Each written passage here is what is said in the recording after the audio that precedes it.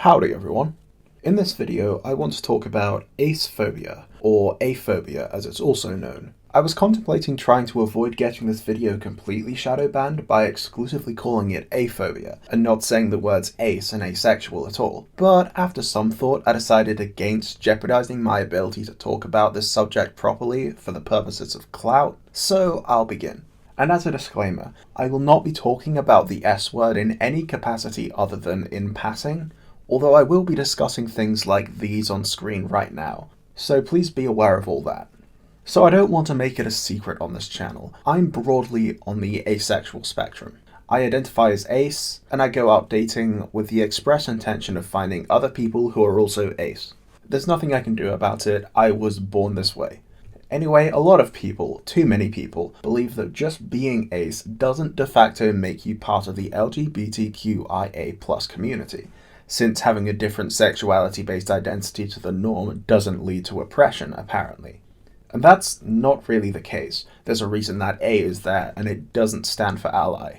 And I want to briefly cover why being ace is a real thing that does make life tangibly more difficult in terms of societal acceptance. And I wanted to make this video for two main reasons. Firstly, aphobia is something that actually does exist in society, and it's important to pay attention to what it is in order to stay aware of it, because it happens in much more subtle ways that aren't easy to identify unless you know what you're looking for. And two, aphobia exists even within the LGBTQ community. This means that it's something that can slip your mind, and you might find yourself trusting people who are aphobic, purely because they're within the LGBTQ community, and surely they know what they're talking about, even though they don't. So I want to talk about problems that I, as an ace person, have experienced, which are also somewhat corroborated with stories I've gathered from other ace people I know in my private life. All that being said, this video isn't going to be wholly conclusive. Your experiences may be different from mine, and my experience isn't wholly reflective.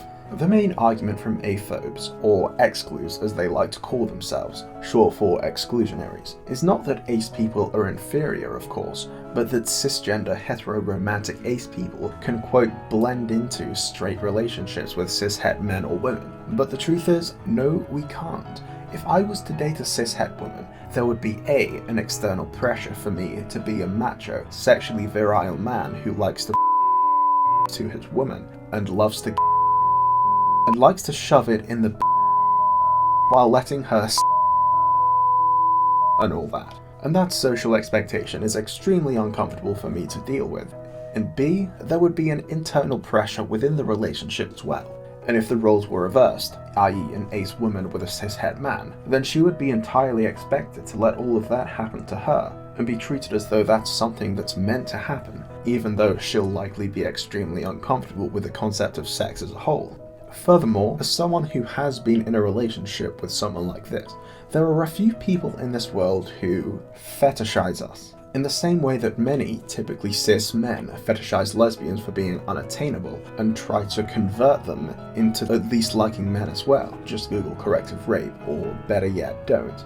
There are a smaller subset of people, again, typically men, typically cis, who are aroused by the fact that someone is asexual and tries to convert them into someone who likes sex again. And in the same way, it's largely an ego thing, because men tend to want to be seen as sexually virile or something. And if you can turn an ace person into someone who does like sex with your unmatchable sexual prowess, then that means you're a cool person, I guess? I don't really get it either, but it's probably caused by some degree of toxic societal standards enforced on men due to male alienation. I'm assuming that most people who would actually watch this far into a video like this one know what toxic masculinity is. And it's definitely that, but if not, then go watch this video.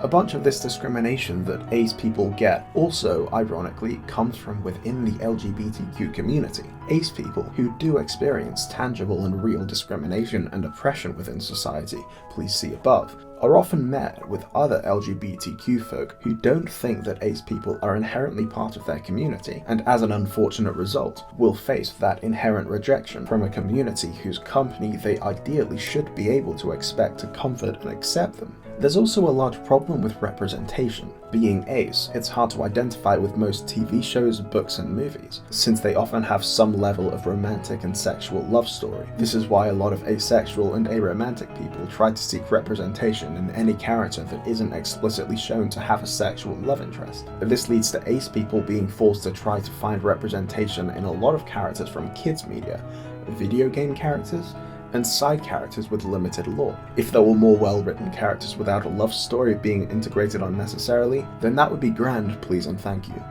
Anyway, this has been my explanation as to why Horrid Henry is the third best ace representation in media in the past few decades, behind Todd Chavez from BoJack Horseman and the Doctor from Doctor Who.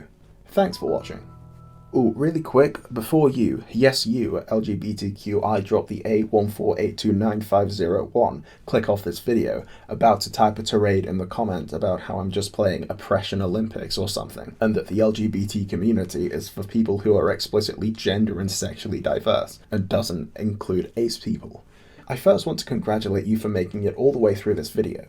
And secondly, just know that the exact same lines of logic that you're trying to use against us are the exact same as arguments used against first bi people, then trans people, then non-binary people before us. I recommend checking out this video instead and typing it there. Thanks, also, for almost 1K subscribers. That's a big number, bigger than I'm currently able to comprehend, but hopefully it's also big enough that if I tell you all to donate to my Patreon, one or two of you might actually do it, like the mad lads I know you all are. Only do it if you want to and can afford it though. If not, please subscribe to my channel, join my Discord linked in the pinned comment below this video, check out my socials on screen for cool posts such as this one, and as always, have a good day. Aphobia